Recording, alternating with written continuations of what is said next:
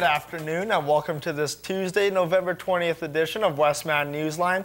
I'm Colton Yarch alongside Jordan Olson and Dylan Donald. In today's news, we'll bring you the latest in the Phoenix Sinclair case, as well as the fallout from last night's throne speech. And Jordan will be in with sports. Jordan, I hear the Blue Jays have finally hired a new manager, and it's a familiar face. Indeed it is. John Gibbons, who managed the Jays from 2004 to 2008, will be back in the dugout this season. I'll have more on the information about that signing, as well as the weekend coverage later on in sports. Thanks, Jordan. And Dylan will be in with weather. Dylan, Black Friday is this weekend, and I'm considering camping out to try and get some good deals. What's the likelihood of me freezing to death? Colton, you'll be wishing Black Friday was tomorrow or Thursday, as those 2 days will be nice. Later on, not so much. Currently in the Wheat City, it's 4 degrees and cloudy. The winds are out of the southwest at 20 kilometers per hour. I'll be back with all your weather details later on in the show. Thanks, Dylan.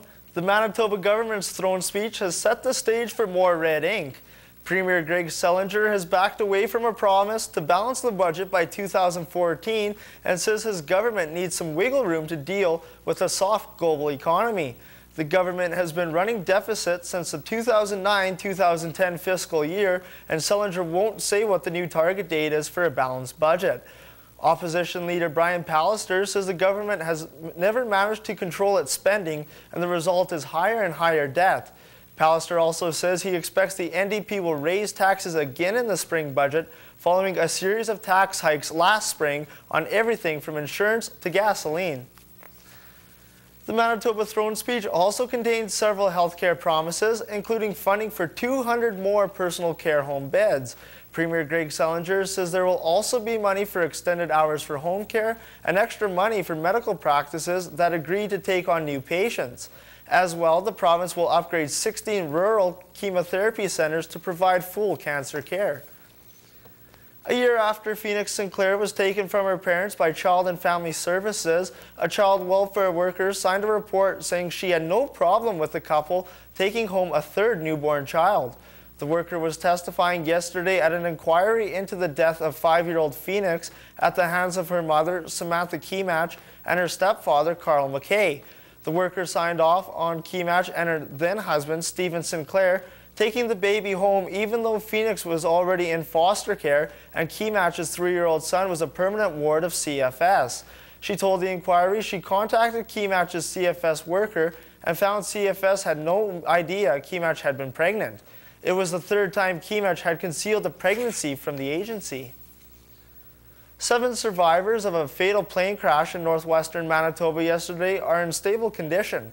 Health officials say the men who work for Dumas Mine Contracting were being treated for non-life-threatening injuries. The pilot of the Cessna 208 aircraft, Mark Gogol, was killed when the plane crashed just a few kilometers from the airport near Snow Lake. Helga Bryant, CEO of the Northern Regional Health Authority, said survivors suffered fractures and back injuries. And on a happier note, Saturday night was the annual Santa Claus parade, and after dropping off his letter to good old St. Nick, Westman Newsline's Randy Joseph Lilly filed this report. It's beginning to look a lot like Christmas.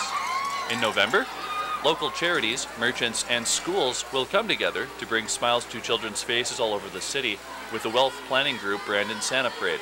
The theme for the floats this year is Parade of Lights, where entries will be judged on their ability to use the common tree decoration. Entrants are encouraged to be as creative as they can, and there are prizes to be won. However, Graham Dick, who is a fire emergency services student, believes there are other more important benefits to having a float in the parade. Well, to have firefighters in the parade is we're a public service, as well as just getting out in the community and showing that we're serving them in other capacities other than just emergency services. Just being out there, being visual for the kids as well, to get the awareness up for fire safety and just to show that we're a community-based organization. Unlike other Christmas parades that try to focus on the show, this one is trying to do more. Canada Post is asking for non-perishable food items for their food drive. People are collecting letters to Santa Claus, and also Brandon City Transit is offering free rides from 4 p.m. until midnight. Parade Marshal Lou Van Mulligan is proud of the effort put forward this year by both his coworkers and volunteers, and is thrilled with the result. This is Christmas, man. This is Christmas. Like, if you see all the flashing lights and and the enthusiasm in the people, it's totally worth it. It's a very worthwhile project. The parade may put everyone in a happy mood, but there is more work to do. Over the next month and a half, it will be up to Brandonites to get together and do what it takes to make sure the holiday season is a positive one for everybody. Whether it's volunteering at a food bank or simply donating food to someone who is in need, it's up to everyone to do some good and do it well. For Westman Newsline, with photographer Graham Leachman, I'm Randy Joseph Lilly. And with that, let's take a look at where today's money markets are currently sitting.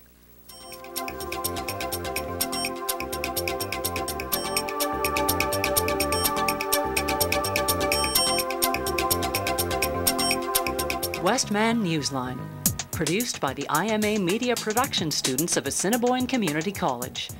Local news, weather, and sports on Brandon's only TV newscast, Westman Newsline, airing at 1 p.m. Tuesday, Wednesday, and Thursday on WCG TV. Last week, students from Assiniboine Community College's Interactive Media Arts program spent a day and a night with our troops in Canadian Forces Base Shiloh. Videographer Christopher Nicholson has the story. Blood, sweat, and snow. These are only a few words that describe the happenings on the Shiloh military training grounds. Soldiers from all across Canada are stationed at multiple artillery guns. These powerful weapons must be properly articulated and maintained in order to be used safely and effectively. Here at this gun, the B battery regime only gets to be trained on these weapons approximately 3 times a year due to budgetary reasons. This time around, soldiers must learn to survive the difficult weather for weeks on end and be focused on their objectives. We're here in Ventura, protecting Venturans from the aggression from the Taurans. Here at the Shiloh military grounds, to where we have witnessed the soldiers fire artillery, but now we want to know, why do the soldiers do it? Soldier Derek Wilson is a former post-secondary student of arts programs and joined the military years ago. He is a leader and motivated to learn all fronts to what it takes to be a good soldier.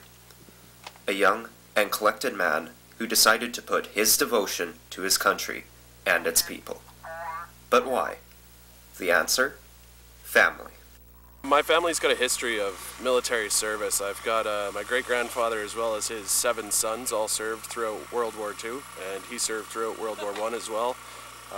My only male cousin is also with the PPCLI, stationed out of Edmonton.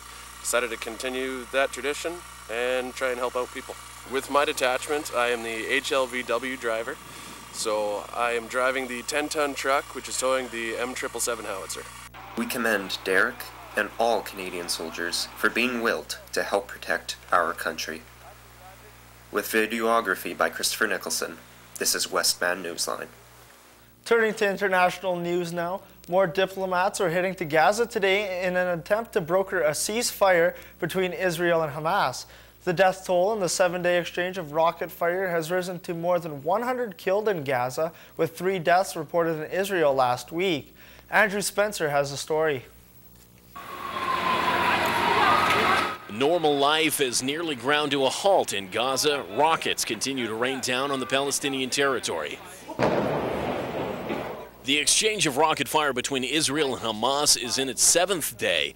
On day 6, Hamas fired over 67 rockets into Israel, while Israel attacked 80 targets in Gaza. We are witnessing a deliberate escalation on the part of the Israelis to cause as much possible of civilian deaths.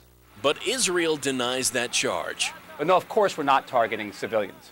We are sending out tens of thousands of telephone messages, text messages. We're dropping tens of thousands of leaflets warning civilians in areas that are liable to be hit by our military to evacuate. Thousands of Israeli troops with tanks are poised at Gaza's borders, awaiting orders for a possible ground invasion. But the hope is the conflict doesn't reach that point.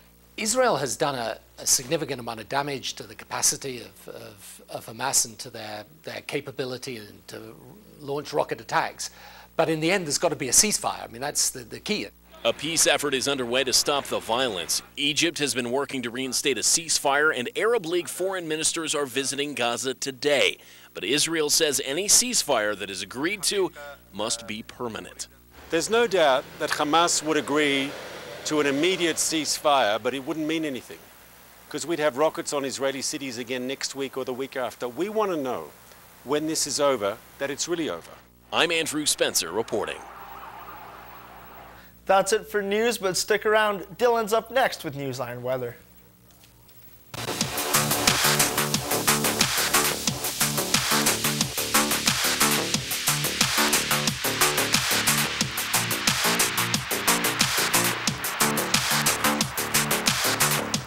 Good afternoon with Newsline Weather. I'm Dylan Donald. Well, the weather outside is more than pleasant considering it is late November. The balmy temperatures won't last, however, so get out and enjoy them while you can. Currently in Brandon, it is 4 degrees and cloudy. Winds are from the southwest at 20 kilometers an hour. Even with the nice weather we are seeing currently, temperatures will dip down to -3 by this evening under a partly cloudy sky. Winds from the southwest at 15 kilometers an hour. Overnight temperatures are staying relatively nice for now. They'll sit about -2, but it'll be mainly cloudy throughout the night, and winds will be from the southwest at 10 kilometers an hour. Taking a look at our radar image now, there are no precipitous cells anywhere near southwestern Manitoba now, so enjoy the mild temperatures and lack of snow while they last. Turning to our satellite image now, you'll see heavier clouds are going to be rolling into our corner of the province very soon. Taking a look at the 5-day forecast, Wednesday mix of sun and cloud and a high of +4. The low will sit around -3 and the winds will be 5 kilometers an hour out of the northeast. Thursday, there's an 80% chance of the white stuff, so expect the wheat city to become the snow city in the next couple of days. Cloudy skies on a high of -2 and a low of -5. Winds are from the northeast at 15 kilometers an hour. Friday, the sun will make an appearance, but just because the sun is out doesn't mean we're going to see nice temperatures. A high of -10 for Friday and a low of -15. Winds from the north at 20 kilometers an hour. Saturday, returning to partly cloudy sky and a high of -8. Temperatures will continue to dip downward, -19 for a low, and the winds from the southeast at 10 kilometers an hour. Sunday, partly cloudy sky, a high of -9 and a low of -10. Winds from the northwest at 20 kilometers an hour. Taking a look at around the region this hour, all temperatures are on the plus side. Winnipeg is +2, while Portage La Prairie is sitting at 4. Dauphin at 6, Neepawa at 2, Carberry is sitting at 4 right now, while Killarney is seeing 2. Minnedosa +4, and Verdun rounds us out in at 2 degrees. Seasonal highs for this time of year is a high of -3 and a low of around -13. Record temperatures for this date were a high of 12.7 degrees in 2006, and the record low was set back in 1978 when temperatures reached -35. Once again in Brandon, it's +4 and cloudy. Winds are from the southwest at 20 kilometers an hour. That's it for weather, but stay tuned. Jordan's up next with Newsline Sports.